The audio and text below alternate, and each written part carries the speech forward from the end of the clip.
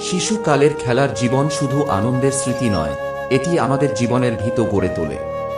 তাই প্রতিটি শিশুর শৈশব যেন হাসি, খেলা আর প্রকৃত আনন্দে ভরা থাকে, এই হোক আমাদের প্রত্যাশা। শিশুকালের খেলার জীবন। শিশুকাল মানুষের জীবনের সবচেয়ে সুন্দর ও নির্ভর একটি সময়।